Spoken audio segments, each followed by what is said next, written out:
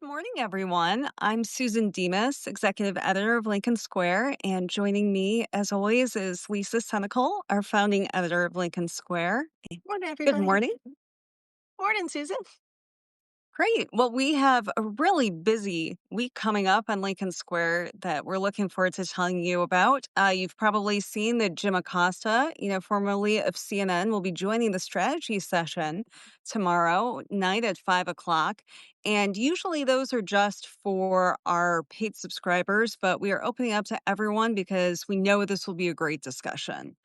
But before we get to more on what you can find on Lincoln Square this week, Lisa, why don't we jump into some of the headlines from over the weekend? If we You have to. you were saying that you had a family event and mercifully escaped reading about the news this weekend for the most I part. So did. It we was all envy you. lovely. Yeah. I recommend it for everyone occasionally.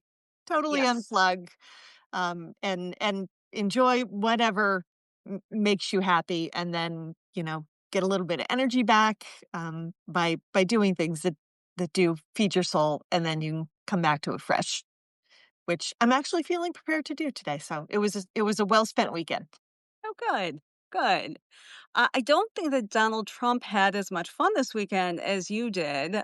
He put out some Oh yeah. other he put out some other meme about him in a cop car chasing after former President Obama, and I noticed that J.D. Vance, it was the fat, unflattering meme picture of him. So I wonder if he was throwing shade at his vice president, who doesn't seem to have been very helpful to him during this whole Epstein scandal. But of course, Obama's not the only person he's going after. He's been not just threatening to throw Obama in jail, even though my understanding is that presidents have immunity, so I'm not sure where that goes. He's gone after Kamala Harris and now Beyonce. And just to put a fine point on it, I think we all know three things that these three folks have in common. They're all extremely successful African Americans, and Trump has shown such a hostility in the past. And so, Lisa, do you think that this is just meant to be a distraction from him not releasing the Epstein files, from his budget bill that's tanking in the polls? What's going on here? Yeah, I think that Donald Trump is a massive racist, and he knows that racial division has been a bestseller for him in his campaigns and his popularity with uh, a lot of his base. But certainly the most extreme folks have not made a secret about being white supremacists and neo Nazis, and lamenting the fall of the Confederacy, and all the rest of it. So I think he is desperately hoping that if he goes after some high profile Black Americans, that might energize his base and remind them of why they loved him so much, because he's a huge racist too. And obviously, the Epstein story is not only not going away, it just keeps getting worse for him. And so I think, I don't think these are idle threats. I think we Mhm. should expect that he is going to continue to escalate um, his authoritarian behavior, because what he's doing isn't working, and he desperately, desperately needs to find something to change the narrative. I don't think it's going to work. Um, there's just too much there. I think Musk wants this to continue going on. I'm not sure JD Vance really wants it to go away. Mhm. But Yeah, JD Vance met with Rupert Murdoch, right before that the Wall Street Journal, the first one, that story dropped about Trump's birthday letter to Epstein. Kind of suspicious timing there. Yeah, I think Stuart Stevens had a great piece on Murdoch a couple of days ago, and I urge everyone to read it. I think Trump was a useful idiot and monster for Murdoch for a long time, and I'm not sure that his patience hasn't worn very thin, and he doesn't see other opportunities, for, people who are going to keep his Fox News ratings up and be easier to control and with less baggage than Mhm. Trump has. So, Yeah. Rupert Murdoch, don't get me wrong, Murdoch is an absolutely reprehensible human being. He has done so much to harm our country in service of lining his own pockets. But, I think Trump needs to be worried about him now too. Yeah. It kind of read to me as a real pump and dump. The rich got their budget bill with their billions in tax cuts. They got the huge cuts to healthcare and to the safety net that they've been wanting for years. And now it looks like they don't think that Trump can really deliver anything else for them. They don't like his tariff policies. Nobody who understands anything about economics thinks that Yep, they're a good idea. And it seems like a smarter bet to bet on JD Vance being a little more sane in that area. yep, And and of course, easier Trump to control. exactly, as Peter Thiel knows because he bought him a Senate seat in Ohio. So, I think the point that Stuart made in his column, though, is a fair one. Since 2015, 2016, the establishment has always thought that they could exert control over Donald Trump. They always looked down on him. They thought that, he was just a clown-like showman, and they could really run everything. But what he has that they lack is he can appeal far beyond, the traditional Republican base of people who just want tax cuts for billionaires into, you know, areas of rural America, the white working class, with his racist appeals. And that's a secret sauce that has been hard for other people to replicate. I can't see J.D. Vance being able to pull that together. Mike Johnson can, the Speaker of the House. And so there are some dangers for Murdoch in entangling with Trump, even though I think it's clear that he's diminished, both physically, as Rick Wilson has written about brilliantly in columns for us at Lincoln Square, but also just in terms of the Epstein scandal. I mean, he's clearly flailing anytime the press asks him. The fact that he can't just turn the page on this like he has with so many other scandals, it's clearly bothering him at an extremely deep level because obviously he knows he is all over the Epstein files. He knows what Right. he did. He knows he was friends with Epstein. He knows things that we will never know and probably would blanch to hear. And so, he's kind of, at facing finally a moment where he might have to be held accountable for things. And obviously, for someone who has skated for so long, who has gotten away with so much bankruptcies, criminal convictions, and being reelected anyway, he never thought he'd have to be accountable for anything.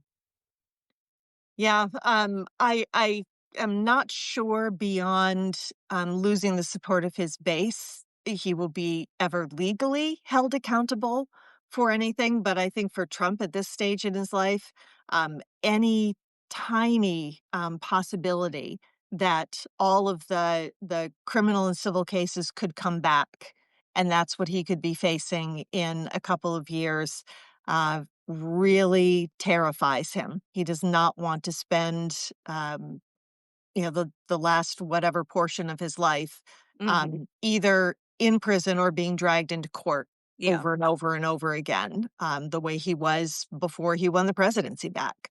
Yeah. What's really striking to me is he's just such a backwards looking person. I mean, that's obviously what Make America Great Again is supposed to evoke. But, he's going back to the 2016 election that he won and somehow claiming that Obama, screwed him on his victory, with Russiagate. He wants to relitigate the 2024 election that he won because, this bizarre rant that he went on against Beyonce has to do with her performance on behalf of Kamala Harris in the 2024 election, and he's claiming out of thin air that she got paid $11 million and somehow this is corruption and she needs to be put in jail over it. But it tracks with the settlement that he just won from Paramount and CBS over an alleged, biased edit of a Kamala Harris 60 Minutes interview back in the 2024 campaign. And so the irony to me, and I think this is something that Rick Wilson and Andrew Wilson touched on their show Behind the Numbers. It's on Lincoln Square at 10 a.m. every Friday, is that Trump was elected for people who are looking to the future, a future that they thought they couldn't afford with inflation, prices at the grocery store, not being able to get a mortgage. And instead, his entire presidency has been consumed with, fighting battles from the past and getting even with people. And while that's clearly very important to Donald Trump, um, the average, person who voted for him because they wanted prices to go down, I don't think they care. Yeah, and when Biden was in office, even people were struggling, right? We know this, and that there should have been from the administration and through that campaign, there should have been a greater recognition that middle and lower income people are really struggling, and young people don't feel as though they have the opportunity to do better than their parents did, and that's for many generations. That was just something that parents and children knew, right? You just wanted to be able to set your kids up to not struggle to the degree that you did, and that isn't the reality right now.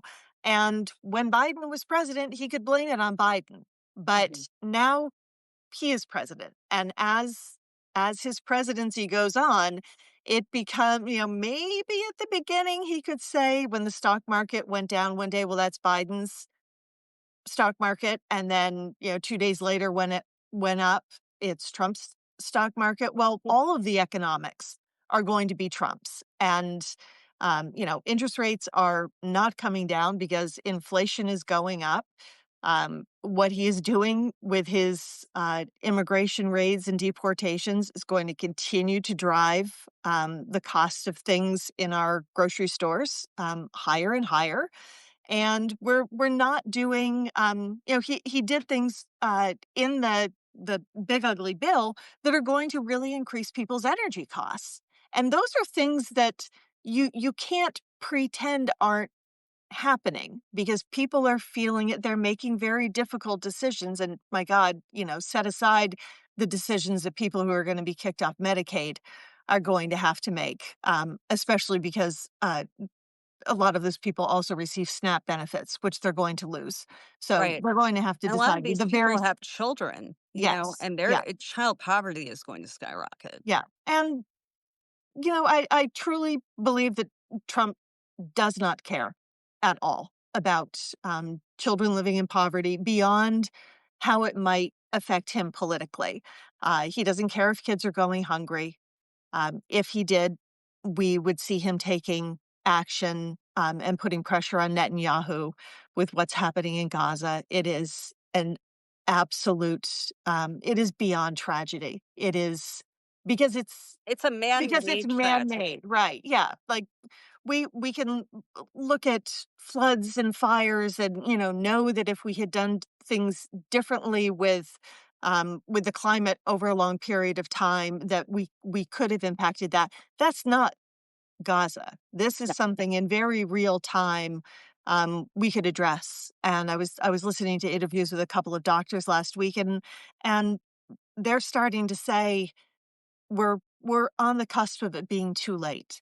That people are malnourished to the point now that dropping in a lot of food kills them because their bodies Right. aren't capable of processing the food because they have been starved to such an extensive degree. So, um, Trump cares about nothing unless it is going to have a direct impact on him financially or him staying out of criminal and civil hot water. So, Yeah. um, perhaps if the economic numbers continue to not be good, we're going to see a lot of student loan forgiveness, and the pause on interest on student loans is going away. So, part of his base that were the younger people who he had been able to bring over, Mhm. those folks aren't going to be with him in Right. 26. And, in midterms where he loses control of both houses of Congress, makes the last 2 years of his presidency Right. uh, pretty, pretty grim We could for finally him. see some checks and balances, which Yeah. would be a welcome change. It's sad, it's very, very sad to say, but understandably, a lot of people wanna change during the last election. We have change, and it's for the worse, just across the board for what's going on in our country and certainly abroad with what the Ukrainian people are facing. They're just being mercilessly shelled by Putin because Putin knows that fundamentally Trump will provide cover. And in Israel, I mean, Netanyahu has always been a monster, but now he knows he is a fellow monster in the White House, and the abject cruelty under which he operates. It is just beyond a tragedy. And so, that's why we have a chance in 2026 to try and undo some of this damage. But there is so much damage that's being done here and abroad each and every day. And meanwhile, you see that Trump is sucking up to the worst of the worst. He's getting bribes from, the Qatari royal family with his, luxury jumbo jet, and he was selling this to everybody as this great deal for the United States, but at the same time that he's cutting food stamps, that he's kicking people off healthcare here. We now find out through some intrepid reporting from Rolling Stone and the New York Times that probably to refurbish this gift, or if you'd like to call it that, will take $1 billion. How many people can we feed with $1 billion here or in Gaza? I mean, this is just criminal.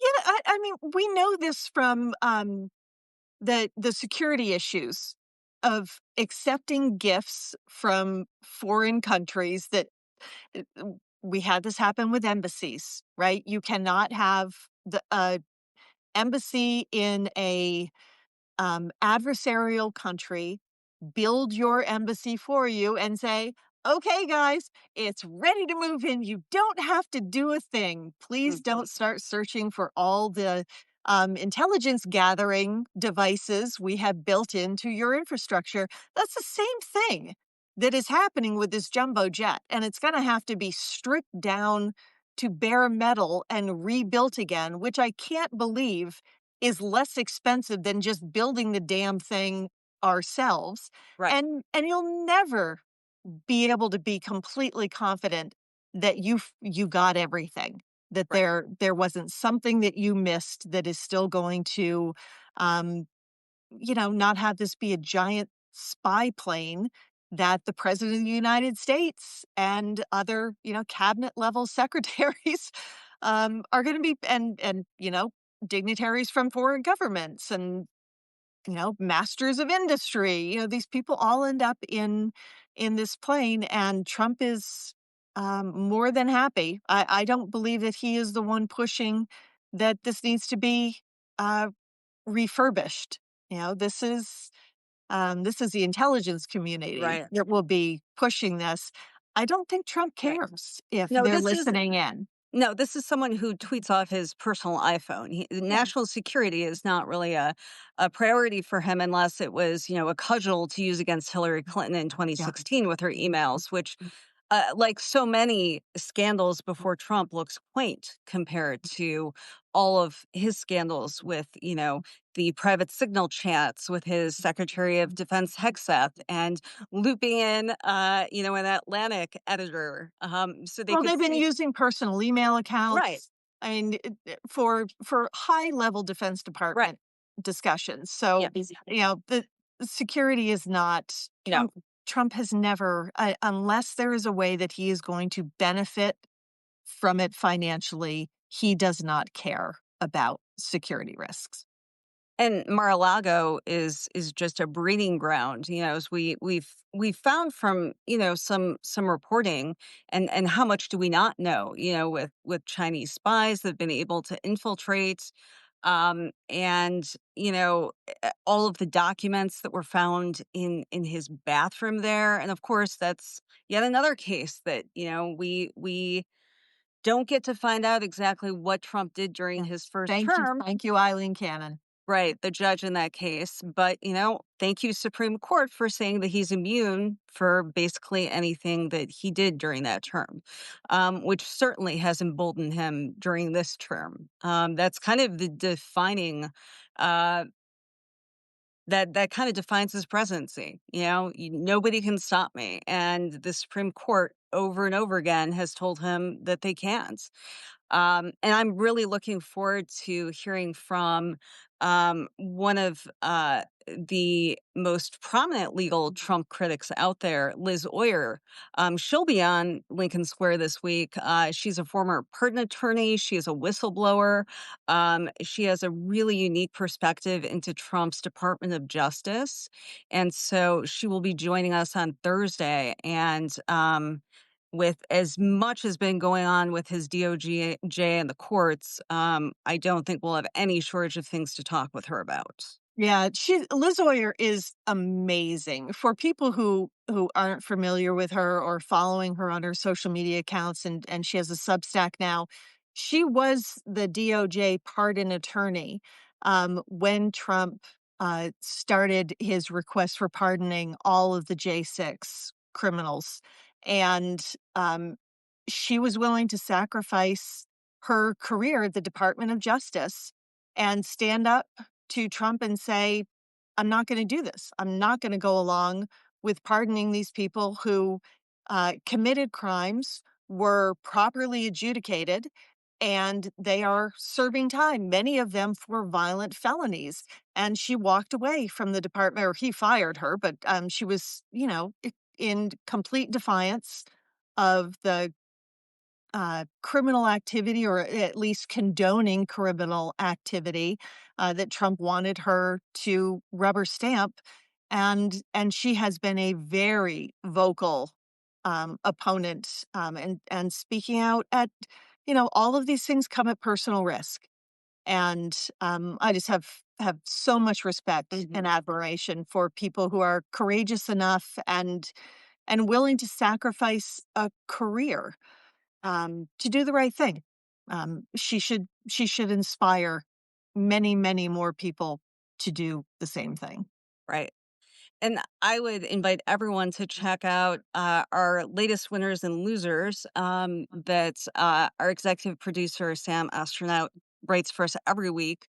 And his winner of the week are the whistleblowers versus Emile Beauvais, who is now a federal judge, maybe on the fast track to the Supreme Court. He was on the other side trying to push through all those, the pardons for the J6ers, trying to get Eric Adams, the mayor of New York, his deal on his to get the charges dropped against him for corruption, even though it was a slam dunk case. And so And I yeah, reportedly told other folks at the Department of Justice that they were going to basically tell the Supreme Court to go fuck themselves his words, with their yes, his words, yes, and defy the court's rulings. yes, And yeah, we're going to put him on the federal bench yes, when he doesn't believe the court ruling should be abided by. It's and I great. love this feature from Sam, and it's one of those features that we offer to our Lincoln Loyal subscribers. It comes out every week. It's funny. It'll make you angry, but it'll give you hope. But it's all about keeping people accountable, which is what we do as far as being an independent journalistic outlet, Lincoln Square here. We're not We're not beholden to corporate masters like newspapers and news stations are. And I've spent over 20 years of my career working for those, institutions. And there are lots of great people who do wonderful work. But what we're seeing over and over again in this second Trump administration is that it's their corporate bosses that are bending the knee, whether Yep. it's CBS that's fired Stephen Colbert despite being wonderfully successful, obviously too successful because, that's a threat to President Trump and to their merger with Skydance. Yeah, Uh, shockingly, that merger was approved, right. right after Colbert Suddenly, was fired. right. But now, I mean, they're facing a revolt. They have 10 months of Stephen Colbert going off on the air if he makes it that far. Uh, but we probably need to mention, and tomorrow you'll read more of this in our new newsletter, Fourth in Democracy by Evan Fields. He's a veteran and he's a millennial, and he has a really fresh perspective on issues. And he's going to be talking about how Trey Parker and Matt Stone of South Park told Trump to go fuck himself in probably the funniest way possible. One of Trump's appeals to young men in the last election was, look, he's a guy who, does what he wants. He doesn't care about being politically correct. He's funny. And, He's a he's manly man doing manly things. exactly. He's sick of the way things are. He's a real man, and this totally blows that apart. I'm not sure if we can really describe what they did to Trump because it involves him being naked several times, but it offended him and his MAGA defenders so much He does end up in bed snuggling Satan. with Satan. So Yeah, we can at least which say that much. Which, if you've watched South Park for a long time, and I'm gonna date myself, we all remember him in bed with Saddam Hussein. Yeah. So but it's nice to see those folks fighting back. And I know that there have been very principled members of the media who have, said enough's enough or been fired, like Terry Moran, and he's now on Substack, Katie Fang. But it really takes outlets, I feel like Lincoln Square, where, we're out here every day trying to provide you with the truth. We're not afraid of Trump going after us. He just went after the Lincoln Project again in his lawsuit against Rupert Murdoch. He does not like us. That is a badge of honor for us because our obligation is to you, is to provide you with the information that you need to build a community here and to be a force for democracy. Yeah, there is not going to be any capitulating in advance, which we have seen so very many people and organizations do. And at some point, maybe universities, looking at you, Columbia, will learn that you can give in to Trump and give him everything that he's asking for, and he will be back for more. Right. You are never going to satisfy this guy. He will always come back and ask for another piece of your soul. Mhm. So just don't start. Right. Never say yes in the first place. It is a deal with the devil. It is like getting involved with the mob. Or an He abuser. Yeah, yeah, it is. You can't modify your behavior to make Trump stop being Trump. He is always going to be um, the head of a criminal enterprise, and that's the way he's going to continue functioning because it's the way he's always functioned. He did it in business. He learned it from his dad. This is lifelong behavior from this guy, and he is at the pinnacle of his power right now. And he is going to attempt to impose his will on anyone who shows the least bit of weakness. And giving in once, you have greenlit him to come back again and again and keep asking for more. Yeah. And when law firms are willing to do things like putting money into legal funds to provide defense for right wing lunatics, um, that is basically giving money to Trump to have his own legal fund to be able to defend people who are defending him. And if you are willing to do that, just expect that Trump is going to be showing up at your door over and over again with his hand out and a metaphorical gun to your head, um, because you told him he can. Right. And I firmly believe that Trump is not as strong as he appears. His strength is built on the weakness of his adversaries. Not all of them, of course, but one thing that we hear about over and over again from those of you in our chats or subscribers is, what are the Democrats doing? Where is the leadership? Why aren't more people standing up? And, it's been inspiring to see that so many of you, so many of us, we are showing up at these protests. There's another one on August 2nd, Yeah. and we're hoping that it's going to be bigger than the No Kings protests in June. But, at some point, it really would be helpful for Chuck Schumer to stop writing strongly worded letters and get out there on the streets and, fight the way we need folks to fight. And so therefore, I think so many of us are responding to leaders who will stand up, whether or not we agree with them on everything. You may not agree with AOC on everything, or Bernie Sanders, or Alyssa Slotkin, the senator from Michigan. These folks have, the Democratic Party is big and diverse. It's hard to hold a coalition together, especially when it involves, independents and folks that may not want to call themselves Democrats, but they're pro-democracy, which is what we are here in Lincoln Square. And this is tough work, but now's the time. If you believe in saving this country, in the rule of law, in democracy, that's enough for us to just be shoulder to shoulder in this moment, regardless of how you feel about what the marginal tax rate should be. Yeah. And so I'm so glad that we're trying to do our part by bringing you together here in Lincoln Square. If you haven't subscribed, I urge you to do so. You can try it out and see. We post at least a couple articles a day. We have great lives that are coming up this week, like with David Litt, who's a former Obama speechwriter, and he has a new book, It's Only Drowning. He'll be here on Wednesday. And again, check out Strategy Session tomorrow night at 5 p.m. Jim Acosta, formerly of CNN, now just a superstar here on Substack. He will be joining the guys, Rick Wilson, Stuart Stevens, Joe Trippi, to talk about the media's role in the Epstein scandal and how even the media is not, on Trump's side with this, Yeah. and how that's hurting him. And that's a free preview for all of you, because that's one of the benefits that you get if you're a paid subscriber, is that you get this strategy session every week. So you see what the top minds in politics, some of the funniest guys in politics, Yeah. talk about. This is what they talk about on their calls, and you're part of it. So you definitely want to tune in to Lincoln Square this week. We've got a lot going on. And I so appreciate everybody joining us bright and early this morning as well. Yeah, thanks everybody.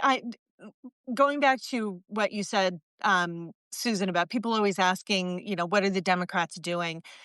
Last Thursday, David Pepper and I had a conversation, as we do every Thursday. And one of the things we talked about was a congressman from Ohio, where David's from, who has the equivalent of Newt Gingrich's contract with America. I always call it the contract on America, Yes. back when he was Speaker of the House. Um, 1994, 1995. Good times. Yeah, yeah, good times. He's still a terrible person, but Mhm. this congressman has a list of 10 um, bills that should be introduced, that he is calling, I believe, Democrats' Plan for America or something like that. But they are things that we can all agree on, and they're very um, clear. And I would love to see. So if you go to Davis Perspectives, he has both. I'm sorry, I'm not remembering the congressman's name right now, but he has a link to that congressman's Substack, and also the 10 things on his pep perspectives from last week. And we did discuss it on Thursday on our live. It's a real opportunity for people to start pushing out the vision of not just what the Democrats are against, but this is what the future could look like if Mhm. we all got on board and we were working together and we weren't allowing the Republicans to pit poor white people against immigrants, against Black Americans, so that they can distract the country while they pick our pockets, which Right. is, it's the whole point behind it. If you can get everybody fighting, then you can rob the country blind, and people will be too busy blaming one another instead of looking at the amount of money that is being given to the wealthiest people in our country and the amount of power that they now have. So check Right. check that out. It's a phenomenal 10-item list, and Yeah. it's something that I think we can all get behind and start trying to put some energy behind getting the vision out there of what not trying to make America great again could be by looking backwards, but actually looking forward and hopefully restoring the promise of America. Right. Yes, and job one is that we need to stop Trump and his absolute just wave of destruction.